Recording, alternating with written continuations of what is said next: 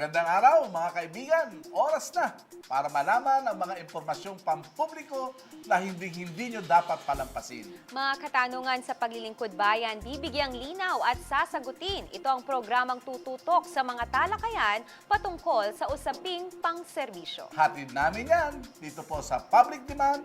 Kami ang inyong makakasama. Ito po si Attorney Butch Hamon. At ako naman po si Aizelyn David Manzon. Ngayong araw dito sa Public Demand.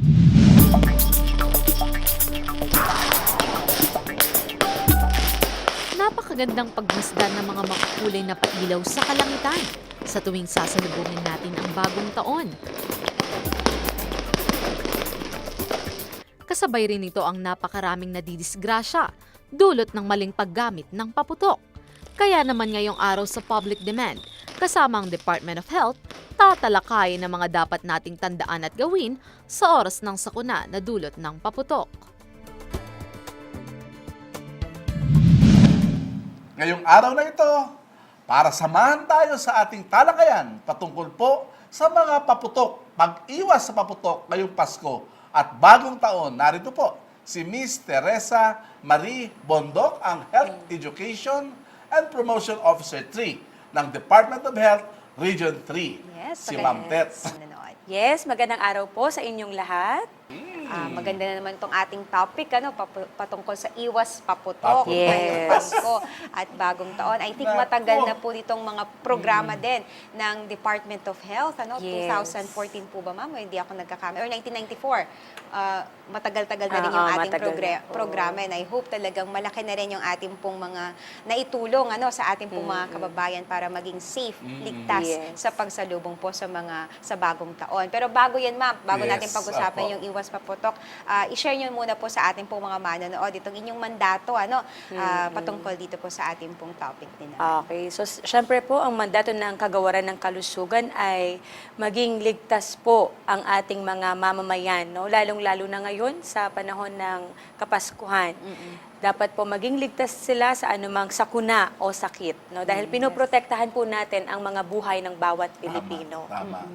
Okay. Ma'am Tet, yung pong programa po yung iwas paputok, ano po? Meron po ba kayong data kung pakonti na yung nagdidisgrasya? Yes Yung po. mga ganun?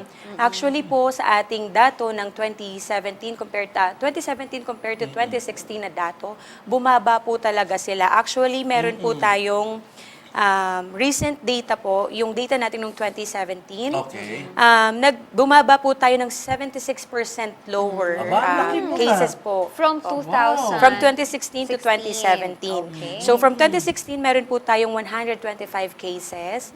No, comes 2017, 30 na lang po Ang sila. laki. Ito ata yung Yes. similar year kasi partner na naipilabas yung EO28 ng Yes, ating Pangulong opo. Duterte. Talagang nakatulong po talaga yung EO28 natin sa pagkakaroon ng mga tumataas na mga injuries po na related po Opo. sa ating pagpapaputok. Yes, yung Kaya ngayong 2018, palagay ko, talagang Sana. halos wala na siguro. Ano po? meron bang ganun mga Sana, campaign? sana po.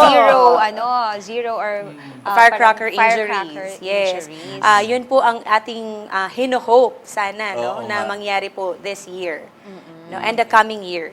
Eh, kasi lagi naman gano'n, ang Pilipino kasi parang parte ng kanilang Pag kultura. festival, Oo, kasi parang tradisyon na po Diba? kasi nila Oo. na ang magpaputok. Maingay, di ba? Yung gano'n. Yes. May kilala nga ako dyan, nagpapaputok sa loob mismo ng bahay. Ay, yun ang Opo. delikado, Oo, partner. kasi ang paniwala nila, tinataboy nila sa labas yung Masamang masamang espiritu. espiritu. Hindi ba? Opo. Pero Yun ang sabi nga mahirap nila, eh. partner, masaya man ang salubungin ng bagong taon ng maingay at masaya, pero syempre, pinaka-importante pa rin, kumpleto yung katawan natin. Opo, ng kaligtasan ng bawat kasi Pilipino. Yung kapag sa paputok kasi, ma'am, di ba, yung mga cases natin, naputulan ng daliri, Yes, or may mga tama. body Dami parts yan. na talagang Opo. ano talaga. Oo. So, dapat pa rin i-prioritize yung safety, sabi nga. So, Opo. ano ba yung mga programs ninyo, ma'am, na talagang nakatutok dito sa iwas paputok natin? Sa ngayon, ma'am, hinahaitin po namin yung aming information campaign, no?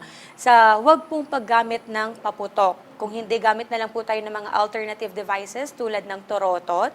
No? Yun na lang po yung gamitin natin sa pag-welcome ng ating bagong taon. At yung mga paggamit tulad ng sandok at kaldero, no? Alternative Pampaingay, devices. ano? Opo, pampaingay. No? So, at ini-encourage din po natin ang pagkakaroon ng community fireworks display, no? Ayun, Dahil hindi nga oo. po natin maiwasan na tradisyon yan ng mga bawat Pilipino, ang pagpapaputok. Ang ginagawa po ngayon ng ating presidente, gusto po niyang mangyari ay magkaroon tayo ng community fireworks display na kung saan magkakaroon po tayo ng isang designated area sa isang Tama. community. Doon lang po tayo magkakaroon ng fireworks display. Wala na pong magpapaputok sa kanya-kanyang mga bahay. Doon na lang po Iwas sila... gastos pa yun, ma'am. Yes, tama po. Iwas gastos. At doon na lang po sila magtitipon-tipon at manonood ng fireworks display. Okay. Ako, pabor na oo. pabor ako dun, Siyempre, partner. ako din. Yes. oo. Kasi delikado talaga yung mga paputok. And Opo. ano ba yung mga paputok, ma'am, na parang talagang total ban na as of this time? As of this time Hindi po, na pwedeng meron po gamitin. tayong mga piccolo, no? Kabilang po yan sa ating mga binaban o binabawal po So, na mga bawal na po paputok. yung itinda, bawal na rin gamitin dito sa yes. Pilipinas. Super Lolo, yung whistle bomb, Goodbye Earth, at saka po yung atomic Earth. big triangle. Oh Oo. my God. Yan po ay according Mag-goodbye sa talaga Republic... pag ginamit, Oo, ano? Tama. Yan po ay according sa Republic Act number 7183. 7183. Ayan, o yung Tama. mga pag-regulate po ng mga firecrackers Yes. natin. Ma'am, yung what to see ba yung tawag? Yung madalas na Oh, yung gamitin ng mga maliliit, bata. oo. And minsan delikado yan kasi Nakakain baka nila. kainin nila ng partner. Toxic talaga Bawal yun. din po ba iyon? Yes, opo. Oo, no? No, kasi maaari po kasing malason yung ating mga Definitely. anak. Kahit mga animalis, bata. malalason mo. Oo, minsan partner. Ma'am Tet, ano po yung mga hinahanda niyong programa para ma-address itong mga ganitong problema? Na sakali pong magkaroon ng mga injuries Yan, po opo, natin. yung mga ganon. Siyempre, ina-alert po natin yung ating mga ospital dahil nga po ito ay isang emergency, no? Dahil kamay na putol. Ini-encourage po namin, ini-encourage po namin ang bawat isa, no po, na dalhin po kaagad sa ospital, pinakamalapit na ospital ang kanilang mga anak o kanilang mga loved ones na natamaan ng paputok. No po. Dito po sa Central Luzon, ilang mga ospital yung naka-alerto pag sasapit na yung pagsalubong sa bagong taon? Lahat po ng mga Lahat. ospital Public natin. office, Yes, lahat po hospitals. sila Red ay alert sila Red lahat. alert. naka-white tawag po. doon, white Code alert. white. Code Code white. Pag Okay. code white, ma'am, anong ibig sabihin? Ano ibig sabihin nun? Kapag code white po, ibig sabihin, lahat po ng mga maaaring maputukan ay i-address po nila. Naka-alert po yung mga gamit natin, ng mga surgeons po natin, yung mga manpower, yung mga mang-o-opera, tapos mga anesthesiologist, mga nurses natin, at yung mga fluids na gagamitin natin, dugo, So, ready if in ito. case magkaroon tayo ng blood transfusion sa Ayun. kanila. At yung mga antibiotic po natin para maiwasan ang infeksyon at lalo na din po yung anti-tetano. No? Kasi maaari po tayo magkaroon ng tetano kung tayo ay baka sakaling maputukan. Ma'am Tet, Matamaan ano sa po yung paputok. mga gamot na dapat ihanda sa bawat tahanan? Just in case, halimbawa, pang first aid nila, doon sa mga anak nilang medyo naapektuhan, halimbawa, ng paputok. Meron po ba kayong mga recommended na mga gamot? Meron po tayong mga pain reliever, no? Pain reliever kahit ano pong mga pain reliever, pwede po sila, at antibiotic. Yun po ang Antibiotic. mahalaga na nasa tabi po sana, no, na Okay. emergency kit. So after, Antibiotic and pain so reliever. you encourage, ma'am, na after maputukan, kung halimbawa malayo yung ospital, Yes, ganyan, opo. so pwede silang immediate response muna na Yes. mag-antibiotic muna. Opo. And lilinisin na ba yung ano? ma'am? Yes, kailangan din po itong linisin ng tubig at sabon. Yung alcohol, ma'am. Hindi po. Mahapdi yun, no? Opo, hindi po natin ini-encourage po ang mag-alcohol muna. Ang paunang lunas po sa mga naputukan ay hugasan po ito ng mabuti sa rushing water and Sabon. Opo, sabon.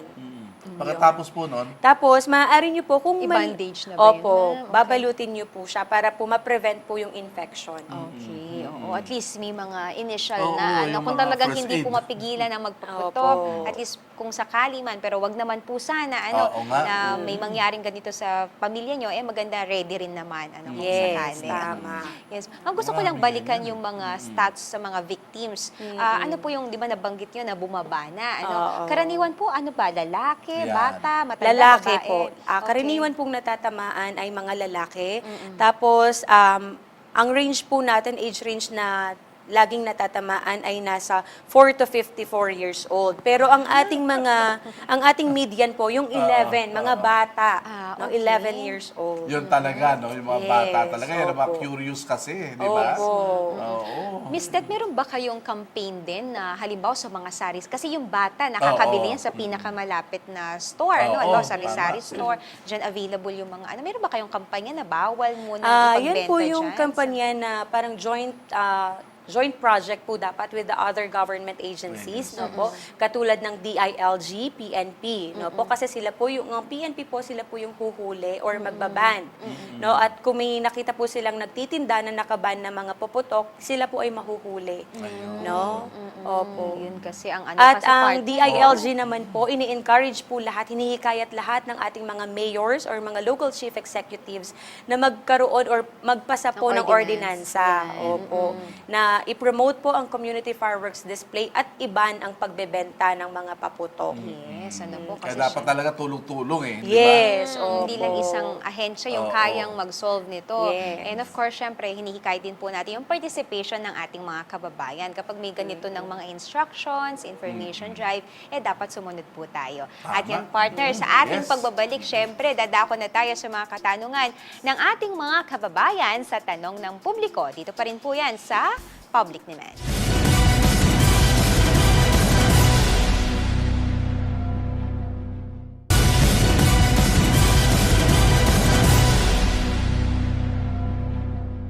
Tayo po ay nagbabalik dito pa rin sa Public Demand. Yes, partner, at tayo dadako na sa mga katanungan ng ating publiko. Kaya naman po, para sa ating unang katanungan, panoorin po natin ito.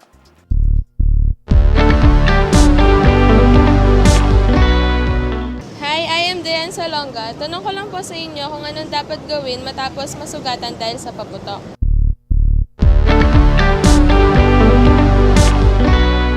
Yun. Yes. First aid Oo, so talaga. syempre, Kanina ang first na-share aid na po natin. natin ay hugasan po ito gamit ang tubig at sabon, no? Okay. At kung maaari po, balutin po ito or i-bandage hanggang magkarating po kayo sa ospital. No po? Wala na silang ibang ilalagay na kung ano-ano pa Wala man. na po yung kape, kung Yes. vinegar, 'di ba? Nilalagyan yung iba nila. ganun Hindi eh. na po Ang sakit 'yan. nun. Hindi po 'yan advisable na lagyan. Okay. Hugasan lang po ng malinis na tubig gamit ang sabon, balutin, pumunta sa ospital. Ayan. Okay. Para naman po sa ikalawang katanungan, paano rin po natin ito?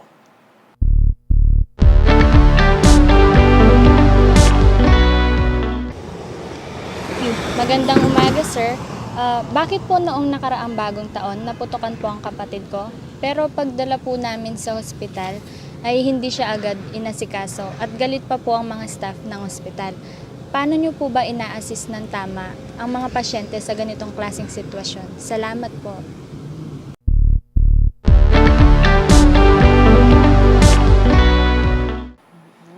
Yan. Sige po, no? Kasi po sa ospital, kapag dinadala natin sila sa emergency room, meron po Opo. tayong ginagawang triage. Tinatawag po na triaging, no? Doon po kinaklasify po kasi ang mga pasyente na dinadala Okay. as to red, yellow, and green. Okay. Kapag po red, sila po yung mga life-threatening na mga situation na kung saan nangangailangan po ng immediate po na interventions. Aksyonan po kaagad yung mga pasyente. Sa yellow code naman po, sila yung able to can wait.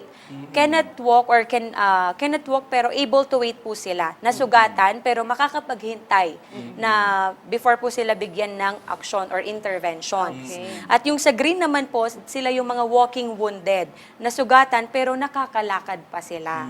No po? So dahil po dyan, inuuna po natin talaga yung nasa red code po natin. Red alert, no? Kaya lang Yung karamihan mga hindi kasi life-threatening. nila alam yun, Ma'am Tet, di ba? Opo. Kaya po, yun po yung Saka sana... para sa kababayan natin, lahat emergency. Ano? Siyempre, Oo, naputukan, dinala doon sa emergency. ER. Oo, talagang dahil nagpanic po sila panic kasi mode talaga. naputukan. Oo. Oo. Pero yan po ay kinaklasify po natin sila gamit ang triaging. No? Pero sa ganitong pagkakataon, ma'am, kasi I think it's also classified as emergency. Do you have any plans of adding staff po para ma-accommodate natin itong mga to? Oo, Or kung tama. may mga areas na mga, parang alam na natin mga public hospitals na dagsa doon itong mga napuputukan natin Oo. mga kababayan, may mga ano po ba kayong ginagawa para mag-add po ng staff? Kahit doon lang sa panahon na yon, ano po, no, partner, yes, oo, na just para, for the Christmas yes, season. for the season. I think po yung sa mga ganyan na additional manpower no tuwing ganitong panahon ginagawa naman po natin para po ma-address po natin yung mga pangangailangan ng mga Pilipino po pumapasok sa ating ospital. Okay. Kailan lang nag-viral yung isang kilalang news reporter, may dala-dala siyang pasyente, hindi siya inaasikaso, talaga nang wala doon sa ER na yun po yun. kasi yung standard operating procedures po natin no na sinusundan. Siguro dapat pinapaliwanag din po doon sa mga Opo. dumarating na pasyente. Di ba? Minsan kasi kapag Oo, na-add hindi nila up alam yung eh. emotions kasi partner, no? Halimbawa, nandun ka na sa kalagayan, hindi ka pinapansin, tapos wala pang paliwanag. So, Ayun nga, syempre, oo. doon talaga puputok talaga yung ano ng Oo, mga pasyente natin, di Talaga, ba? oo. O, yung kaya naman, yung iba, nakikita nila, nakikwentuhan lang yung mga ibang staff doon, di ba? Hindi sila inasikaso, di ba? Yun ang mahirap eh. Ako, di I ba? have one experience, Oo. gano'n. Talaga? O, O, kaya kita mo? talagang sabi ko, dapat talagang ayusin talaga. Although, syempre, hindi natin mapaperfect yung system. Pero step by step, we need to really improve. Kasi ang notion, ma'am, kapag sa mga public hospitals, ay, wag mong dadalhin dyan. Kasi, di ba, ma'am, I think, Delikado. dahil Oo. delikado. Oo. May mga notion na gano'n. Pero I think with the help of Department of Health Yes. and, of course, this government, we can improve Yes, at services talaga. unti-unti na din po nating ini-improve ang ating sistema. Opo. No po, dahil yan naman po talaga ang gusto natin, is to provide quality healthcare Yes. sa ating mga mamamayan. Yeah. Ma'am, halimbawa, pagpasok sa ER na isang pasyente, kailangan ba magbayad siya o magdeposito siya? Sa mga private hospitals po, opo, kailangan. Sa ER Opo, pa nagbabayad lang. sila. Opo, Hindi sa sila private asikasuhin kung wala hospitals. silang deposito. Parang ganon, ma'am. Sa private hospital po, ang alam ko, magbabayad po sila. Asikasuhin naman po sila. Pero upon check-out or upon sinabi na may go home na po yung pasyente, maaari na siyang umuwi, Ayusin doon muna. po sila mag-aayos ng kanilang bill. No Pero po? sa public, ma'am, Pero sa government public hospital Wala. po hindi kasi Hindi. no balance billing po tayo, no. Hangga't maaari ayaw po nating magbayad yung ating mga pasyente. Yes, yung mga importante. Libre. Libre po. Kumbaga, Opo, libre. Oo. Kaya kung naputukan ka, nagkasakit ka, pumunta ka sa ER, wala kang dapat isipin na magdideposito ka ng pera. Opo. Yun, gano'n. No? Sana nga gano'n ang mangyari. Ano po, ma'am Ted? Opo. Yes, ma'am. Ma'am, yung sa readiness naman ngayon, kasi few days away na lang tayo dito sa Yan. sinasabi nating period kung saan talaga dumadami itong mga gumagamit ng mga paputok at syempre kaalinsabay nga yung pagdami din ng mga cases, possible cases, although we have this talaga campaign na zero talaga yung Yes. paggamit.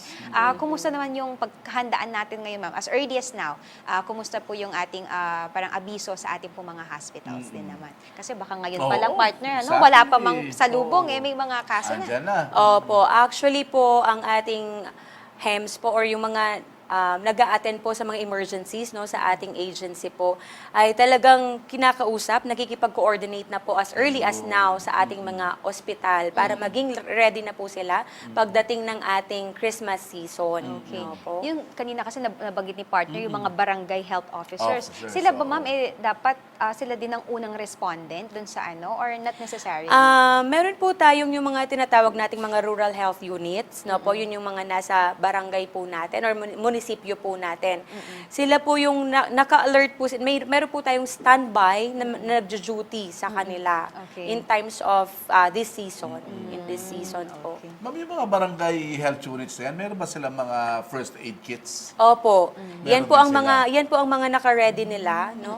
Na in case na merong maputukan sa kanilang munisipyo, nandun po sila at ready pong Ready. rumisponde. Oo. Pero yung barangay, ma'am, hindi po sila required na magkaroon ng first aid kits?